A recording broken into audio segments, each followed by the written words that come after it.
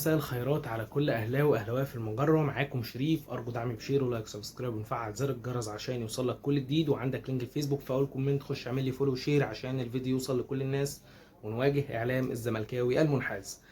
طيب، مبروك للنادي الاهلي وجماهير النادي الاهلي. حصول النادي الاهلي النهارده على 3 نقاط صعبين جدا، كانت مهمه صعبه على لاعبي النادي الاهلي.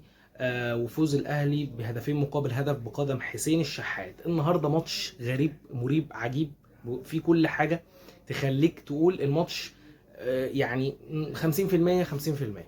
طيب، النهارده شفنا لاعبي النادي الاهلي كانوا بيواجهوا صعوبه في ان هم يروحوا على مرمى فاركو اكتر من مره. الضغط الشديد للنادي الاهلي من بدايه المباراه لاخرها. كان في النهارده شويه يعني دلع، يعني من الاخر دلع لاعبي النادي الاهلي، لان ده مش مستوى النادي الاهلي في الطبيعي. ولكن اقدر اقول ان الروتيشن اللي عمله مارسيل كولر كان سبب في ان مستوى النادي الاهلي يتراجع.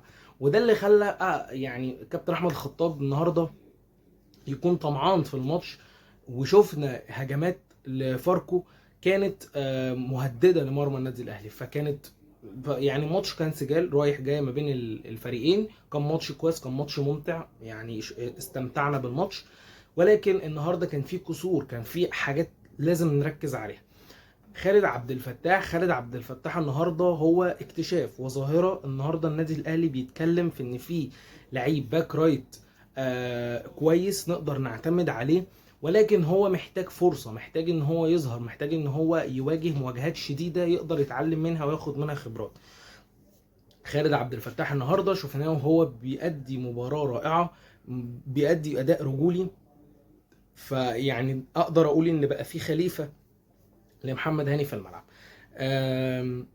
ده غير ان النهارده شفنا لعيبه بتاخد فرص اكبر على عكس المعتاد. شفنا النهارده برضو وسام ابو علي النهارده قدم اداء رائع على عكس ما انا كنت متوقع. انا كنت فاكر مارسيل كولر هينزله مثلا نص ساعه يعني شوط بالكامل.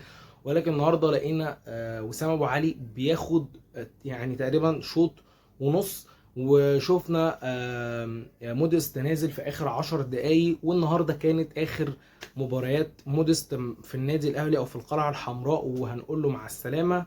وكانت فتره يعني مش عارف اقول ايه والله، بس يعني فتره وعدت. كنت مستني ان انا اشوف تبديلات احسن من كده. يعني شفنا النهارده تبديلات من مارسيل كولر ما كانتش مفهومه قوي بالنسبه لي. يعني عمرو السولية وشفت وعبد القادر ومودست. التبديلات دي ما كانتش في ليها تأثير شديد. احنا كنا عاوزين مثلا لعيبه زي قفشه كان لازم يتواجد في ماتش النهارده. وانا مش فاهم بصراحه ايه سر صبر مارسيل كولر عليه، وان هو مش عاوز ينزله، وان هو معترض على فكره مشاركته. وانا مش عارف بصراحه. ويعني وعندنا لعيبه بصراحه ذهب، يعني قفشه كان المفروض ينزل وياخد فرصته في ماتش زي ماتش النهارده. طالما انت هتعمل روتيشن يبقى انت كنت المفروض تدي لقفشه فرصه ان هو يتواجد في ماتش زي ماتش النهارده، لانك انت كنت محتاجه. وخصوصا ان انت النهارده ما شفتش امام في حالته. امام النهارده اغلب الكور بتاعته ما بتنتهيش بشكل صحيح، فكان المفروض النهارده نشوف قفشه في الملعب. شفنا النهارده برضو كريم فؤاد برضو كان لازم تبدله. كريم فؤاد النهارده لعب ماتش، ده على فكره من ضمن الروتيشن اللي عمله مارسيل كولر. مش عشان تبديل مش عشان علي معلول يعني، ولكن انت المفروض يعني اصلا كريم فؤاد بيلعب ناحيه اليمين. لما انت تلعبه ناحيه الشمال يبقى في مشكله. انت عمرك ما هتاخد من كريم فؤاد اللي المفروض تاخده. النهارده ما فيش اوفر اتعمل من كريم فؤاد اقدر اتكلم عليه. النهارده كريم فؤاد ما كانش في حالته الطبيعيه. يمكن هي كوره اللي راحت لاكرم توفيق، واكرم توفيق كان عاوز يديها لوسام ابو علي، ولكن جت في ايد الحارس. فيعني المفترض يعني انا كريم فؤاد بيلعب ناحيه اليمين، خلاص هستفيد بيه ناحيه اليمين. بس زي ما قلت برضو، فاحنا المفروض كنا نشوف لعيبه ونستفيد بيها. ده غير ان انت عندك الدبيس انت المفروض تنزله ناحيه الشمال مكان كريم فؤاد النهارده، ولكن مارسيل كولر غير مقتنع بيه. طيب انت في فتره دلوقتي فيها اقتناع ومش اقتناع. انت النهارده عايز تنزل لاعب يسد، عايز تنزل لاعب يكون راجل، عايز تنزل لاعب يكون. انا مش بقول ان كريم فؤاد ما كانش اداؤه رجولي في الملعب، ولكن كان اخطائه كتير، وده يعني غصب عنه لان هو ما بيلعبش في مركزه. فكنا لازم نشوف لعيب زي الدبيس في المركز بتاعه علشان يقدر، او عشان اللعيبه عامه تقدر تستفاد منه.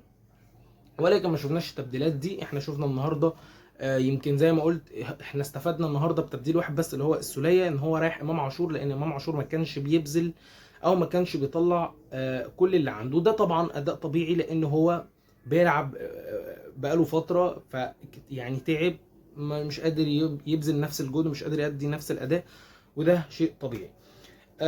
بس فده كان ماتش الاهلي، ولكن مبروك للنادي الاهلي في النهايه. ومعلش نسيت كمان اتكلم عن حسين الشحات. حسين الشحات النهارده بيقدم اداء قوي جدا، يمكن كان من اكتر الناس المؤثرين في الملعب. اكرم توفيق النهارده ما شاء الله عليه اسد في نص الملعب، مش بيخلي حد يعدي. مروان عطيه نفس الكلام. ويمكن مارسيل كولر كان عايز يغير في شكل التشكيل بتاعه الا خط الوسط، يعني خط الوسط بتاعه ما شفناش فيه تغييرات كتير، زي ما هو ما اتغيرش، اي حاجه اتغيرت. عبد المنعم النهارده كان برضو اداء رجولي، ولكن دي اخطاء ولازم يعني الناس، يعني لازم الجهاز الاداري يتكلم معاه فيها، لان احنا شفنا الكوره اللي دخل فيها مع اللي كان شاطها براسه عمرو جمال، دخل في رجل الشناوي. كانت كرة خطيرة، كانت ممكن تهدد مرمى الاهلي، كان ممكن نطلع في الماتش متعادلين بسبب خطأ من اخطاء عبد المنعم. فيعني الحاجات دي يا جماعة لازم نركز فيها، الحاجات دي ما ينفعش تعدي علينا كده. ده بالنسبة للنادي الاهلي. وزي ما قلت في النهاية مبروك للنادي الاهلي، خد 3 نقاط صعبين، ماتش صعب، والماتش اللي جاي هيكون اصعب. طلائع الجيش فرقة قوية ما ينفعش ان احنا نستهين بيها. تعالوا بقى نخش في ماتش بيراميدز وسموحة. النهارده شفنا ماتش درامي، وشفنا ماتش غريب، وغريب تحكيميا. انا مش هتكلم عن الماتش لان الماتش ما كملش، الماتش اصلا كله على بعضه. الجونين اللي بصراحه من وجهة نظري يعني فيهم كلام.